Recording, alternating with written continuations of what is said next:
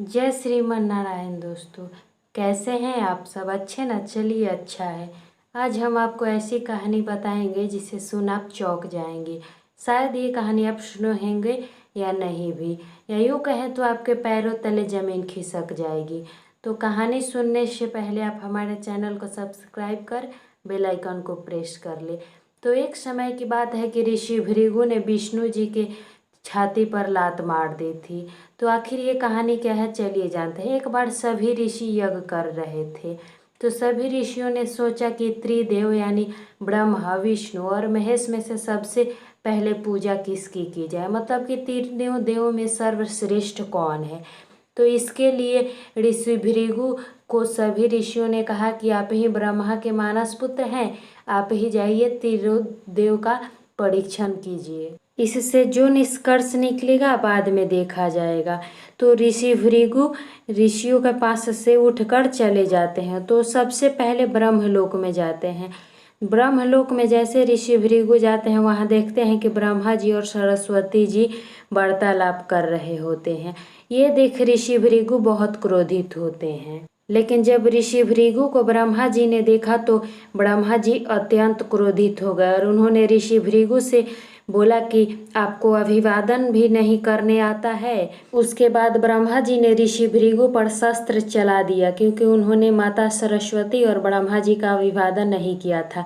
लेकिन फिर माता सरस्वती ने ब्रह्मा जी को स्मरण कराया कि ऋषि भृगु आपके ही मानस पुत्र हैं, कृपया करके आप इन्हें मत मारिए, इन्हें क्षमा कर दीजिए। सरस्वती जी के कहे अनुसार ब्रह्मा जी शांत हो जाते हैं। उसके बाद ऋषि भृगु ब्रह्मलोक से चले जाते हैं। उसके बाद वह कैलाश पर्वत पर पहुंचते हैं। वहाँ भी माता पार्वती और शंकर जी बातें कर रहे होते हैं। ऋषि भृगु दोनों के निकट जाते हैं और शंकर जी से कहते हैं कि आप में भगवान की एक भी गुण नहीं है। आपके पास रहने के लिए महल नहीं है क्या? ना ही आप वस्त्र पहनते हैं अच्छे, और ये क्या आप भस्म लगाए हुए हैं, और सांप और जो भी हैं इतने सारे अवगुण को आप अपने गले में क्यों धारण किए हुए हैं, और ये आपके ये बाल हैं या जटाएं कैसे लगते हैं। ये सुन शिव जी बहुत क्रोधित हो जाते हैं और ऋषि भृगु पे अपना त्रिशूल चलाने वाले ही होते हैं।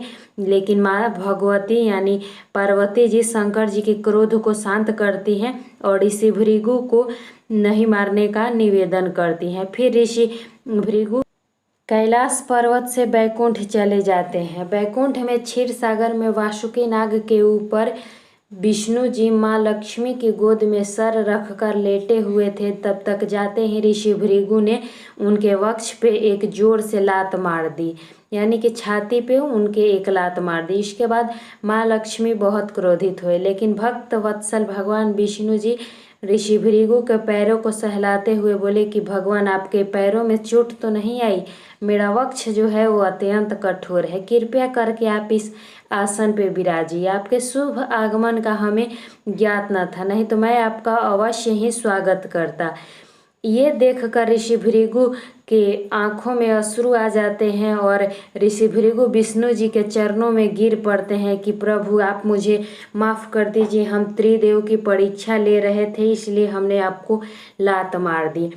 फिर विष्णु जी बताते हैं कि हम तीनों देव में कोई भी सर्वश्रेष्ठ नहीं है, हम तीनों हैं तो एक ही, भले ही तीन रूप में दिखाई देते हैं। हम तीनों में ना ही कोई बड़ा है और ना ही कोई छोटा है, हम तीनों एक समान हैं, हम तीनों में कोई भेद नहीं कर सकता।